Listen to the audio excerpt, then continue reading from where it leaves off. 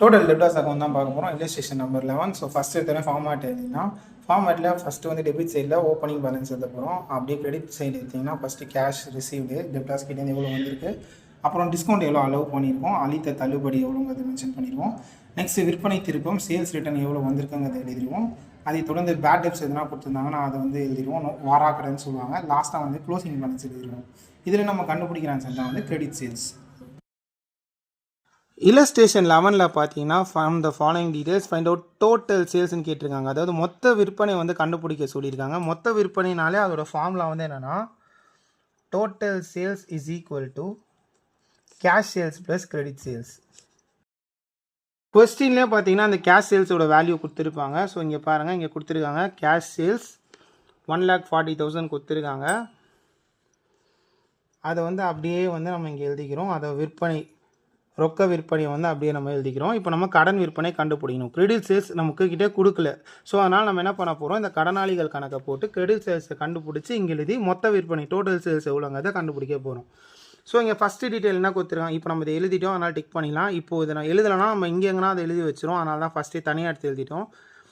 டெப்டாஸோட opening கொடுத்துருக்காங்க. First April 50,000 கொடுத்துருக்காங்க. அப்படியே வாங்க மொத்த கடனாளிகள் கணக்கில் டெப்டாஸோட ஓப்பனிங் பேலன்ஸ் பாட்டமில் அந்த 50,000 எழுதிக்கிறோம்.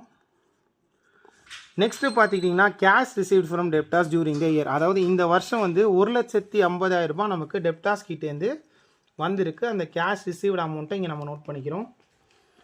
நெக்ஸ்ட்டு அடுத்து என்ன கொடுத்துருக்காங்கன்னா சேல்ஸ் ரிட்டர்ன். அதாவது ரிட்டர்ன் இன்வர்ட்னா சேல்ஸ் ரிட்டர்ன், விற்பனை திருப்பத்தோட இன்னொரு பேர். 15,000 கொடுத்துருக்காங்க. ஸோ அதுக்கு நேராக பேட் டெப்ட்டு நம்மக்கிட்ட வாங்கிட்டு போனவங்க நம்மக்கிட்ட திரும்ப கொடுக்கவே இல்லை, வாராக்கடன்னு சொல்லுவாங்க.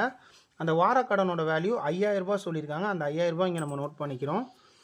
இதுக்கு அடுத்து பார்த்துக்கிட்டிங்கன்னா நமக்கு வந்து க்ளோசிங் டெப்டாஸ் கொடுத்துருக்காங்க. அதாவது 31 மார்ச் 2019 அப்போது 70,000 கொடுத்துருக்காங்க. டோட்டலாக வந்துட்டு இங்கே டிஸ்கவுண்ட் அலோட் கொடுக்கலன்னா ஒன்றும் பிரச்சனை இல்லை. ஃபார்மேட் தெளிவாக எழுதிட்டோன்னா இது வந்து ஈஸியாக போட்டுடலாம். அந்த இடத்துல XXX போட்டுக்கிறோம். கிரெடிட் சைட் டோட்டலாக ஆட் பண்ணுறோம். ஸோ ஆட் பண்ணோம், டோட்டலாக நமக்கு 2,40,000 வருது. அதே அப்படியே வந்து டெபிட் சைட்லையும் போட்டுக்கிறோம்.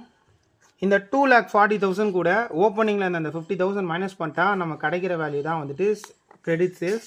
ஸோ இந்த சம்மில் நம்ம கிரெடிட் சேல்ஸோட வேல்யூ 1,90,000. ஸோ இதே 1,90,000 நம்ம கீழேயும் போடுறோம்.